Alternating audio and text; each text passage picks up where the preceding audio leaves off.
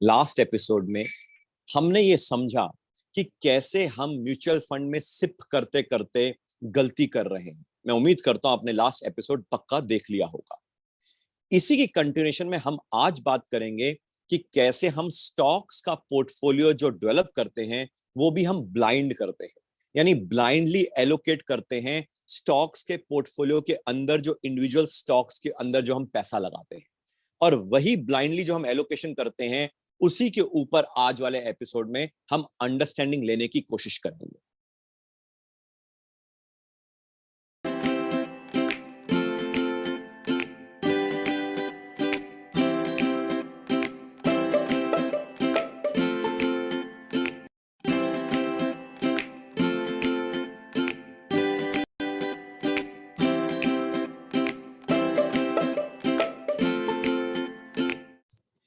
जैसे कि हमने लास्ट एपिसोड में ये डिस्कस किया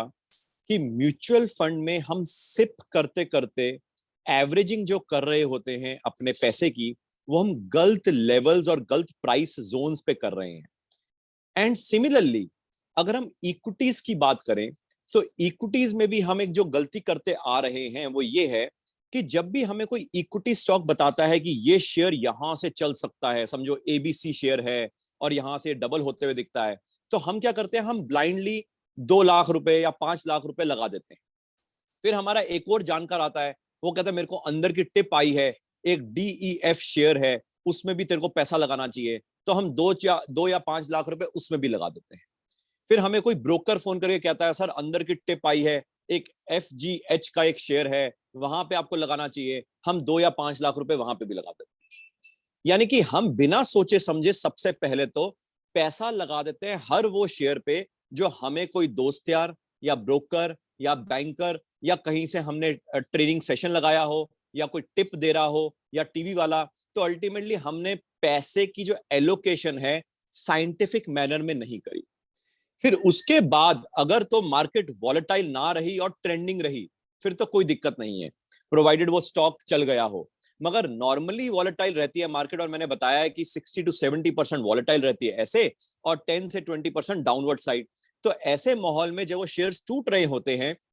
तो हमें एवरेज करने का मन करता है।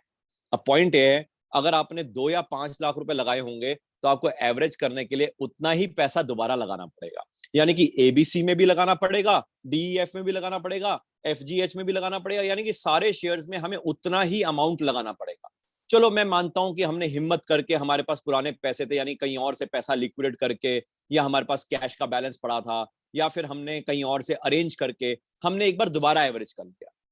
मगर व्हाट इफ फर्दर ये शेयर और डूब जाते हैं और गिर जाते हैं?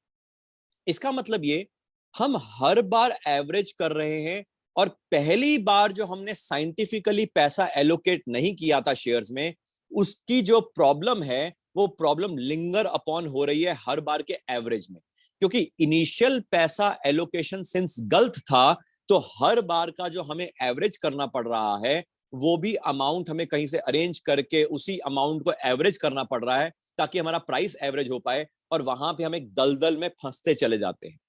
और इतने फंस जाते हैं कि जब मार्केट में वाकई किसी और नए शेयर्स में अपॉर्चुनिटी आती है तो हम ऑलरेडी ब्लॉक्ड होते हैं किसी घटिया शेयर में किसी और के रिकमेंडेड द्वारा, और साथ में सारा का सारा पैसा एवरेज करते करते हम खुद एवरेज हो जाते हैं और अपॉर्चुनिटी मार्केट की एल्सवेयर मिस भी कर देते हैं, और इसमें अपॉर्चुनिटी हमारी ब्लॉक हो जाती है।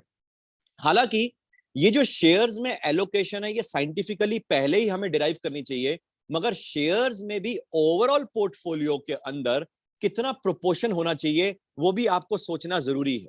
यानी इसका मतलब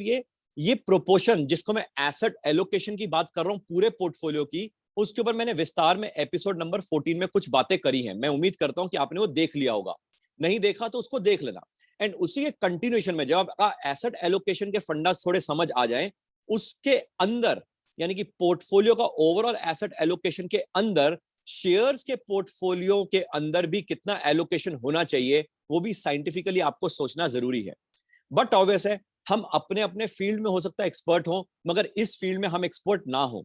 ये सिंस गलती हम यही करते हैं कि हम एक्सपर्ट नहीं होते और सामने वाला ब्रोकर बैंकर भी एक्सपर्ट नहीं होता, मगर हमें लगता है कि उसको आता है, हम उसके बहकावे में आके हम गलत एलोकेशन कर लेते हैं। और इसीलिए मैं हमेशा कहता हूं कि एलोकेशन पहले तो ओवरऑल पोर्टफोलियो का वो हमेशा डायनेमिक होना चाहिए, विद इंटेलिजेंस एंड नॉलेज होनी चाहिए। फिर उसके बाद जो शेयर्स के अगर आप शौक रखते हैं तो शेयर्स के अंदर भी कई तरह के पोर्टफोलियो होते हैं, उसका एलोकेशन साइंटिफिक होना चाहिए। और फिर हर पोर्टफोलियो ऑफ शेयर के अंदर भी डिफरेंट डिफरेंट जो शेयर इंडिविजुअली में लगा रहे हैं उसमें भी आपका एलोकेशन साइंटिफिक होना चाहिए। एंड इसीलिए मैं कहता हूं अगर आपको इतनी समझ, डीपर पेनिट्रेशन नहीं है, तो ऐसी मिथ, ऐसी मिस्टेक, ऐसी मिसकंसेप्शन के थ्रू जो आप फंस रहे हैं उससे हमें बचना पड़ेगा। कहीं ना कहीं या तो खुद सेल्फ नॉलेज डिराइव करके या फिर ऑथेंटिकली हमें ब्रोकर बैंकर से दूर रह के खुद समझना पड़ेगा कि कैसे हम इसको ओवरकम कर सकते हैं। मैं उम्मीद करता हूं कि आज के एपिसोड से आपको यह समझ आया होगा कि सबसे पहले तो ओवरऑल पोर्टफोलियो का जो एलोकेशन है वो हमें समझना जरूरी है कि वो डायनेमिक होना चाहिए, जिसके लिए आप एपिसोड नंबर 14 देख सकते हैं।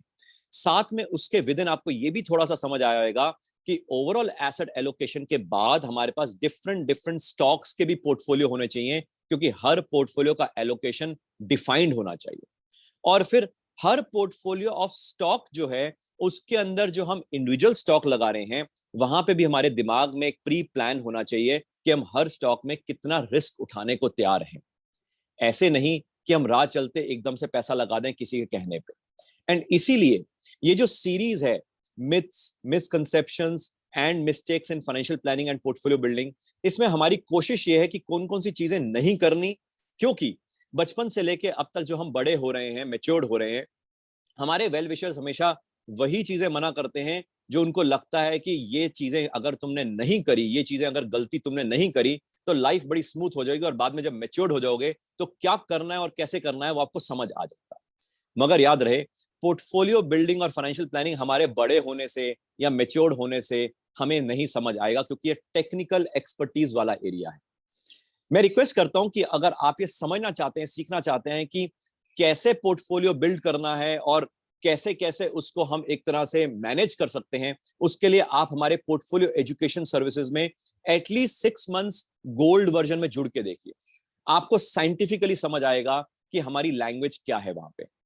ये एपिसोड हर सैटरडे हम अपलोड करते हैं एंड मैं उम्मीद करता हूं कि आप सारे सोशल मीडिया हैंडल्स में हमारे साथ कनेक्टेड हैं। Thank you very much. नमस्कार है। जय हिंद।